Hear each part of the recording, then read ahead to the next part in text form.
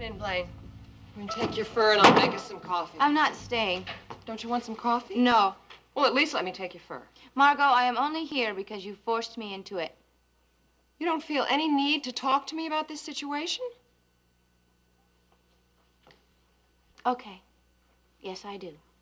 But only to get it through your head that I don't want anything more to do with the Grove family, and that includes you as well as Jerry. Do you understand that? Yes, I understand perfectly well. No, I don't think you do. So why don't you let me explain it to you? In about 3 months, I'm going to be a free woman. When your divorce from Jerry is final? Yes, that's right. Then there'll be no more legal ties between me and your precious little son forever. I won't have any more obligation. Blaine, you can just save your breath. Because I know what's behind this pitch you're making. What pitch? Don't you think I know a line when I hear one? I'm on to you, sweetie. If you don't think I mean it, then you'd better think again. I don't think you mean it. You know what your problem is, Margot? You can't stand being disliked. So you're going to keep trying to win me over until you find out just how impossible it is. No, that's not true, Blaine. But I'll tell you what it is I can't stand. I can't stand having an ex-goon like Jordan Scott come to my house and threaten me. Jordan came here. He ordered me to stop having anything to do with you. What kind of threat did he make? The kind he makes best, you know, where nothing is spelled out, but you both know what he's talking about. When was this? Last week. I didn't know. Okay, now you do. So, you're afraid for me, and your friend Jordan is afraid of me. Oh, come on, Margot. Why would Jordan be afraid of you? Because of what I know about his past. You mean Las Vegas? That's right. So now I think we better sit down and have a talk about how to get you out of this mess What you're in. makes you think I am in a mess? Sit down, Blaine. And I'm not in anything that I want to get out of. I am fine. I can take care of myself. You know, I had a young friend whose attitude wasn't very different from yours. And she was involved with the same guy you are. And you know what happened to her? She ended up floating face down in a swimming pool in Las Vegas.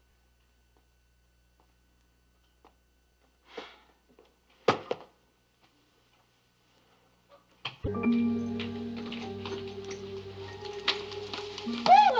if it isn't my good neighbor, Miss Amy Halloway. Oh, should I say Mrs. Matthew Dudley III? As far as I'm concerned, you don't have to say anything.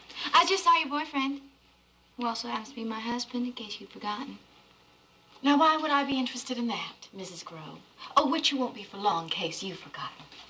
How would you like to just step into my suite for just a second? I have a question I'd like to ask you. Sorry, but I'm on my way to Cecile de Poignac's apartment for cocktails. Well, if you're in that big a hurry to have a drink, by all means, come into my suite and I'll give you a drink. I am not in a hurry to have a drink. I'm in a hurry to be with people I like. It's just one little question, Mrs. Dudley.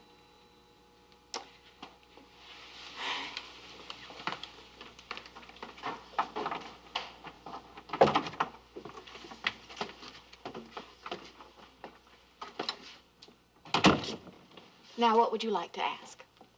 Do you have any real feelings for Jerry? What makes you think I'd answer a question like that? I see. You can't answer it because you don't know what real feelings are. Ah, come on, be a sport. Just tell me if you feel anything for my husband. Why don't you answer a question for me first? All right, fair enough. Why would you be interested? Now, that's a good one. Well? Actually, I was just trying to figure out which Halloway sister to root for. You or Kit. And what makes you think Kit would be interested in Jerry? Well, they spent an awful lot of time talking out of the balcony at Cecile's party last week. Well, take my word for it, Kit is not interested. Okay. Now, why don't you answer my question? Oh, right. You want to know what business is it of mine whether or not you care for Jerry. Mm-hmm. You don't have an answer, do you? You're just trying to make trouble.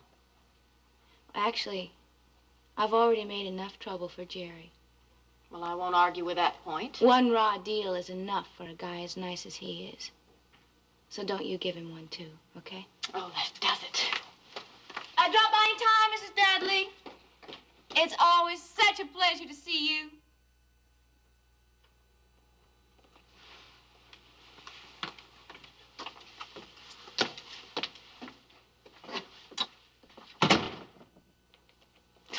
What did I do that for? What did it prove? Proves I can't get Jerry out of my system.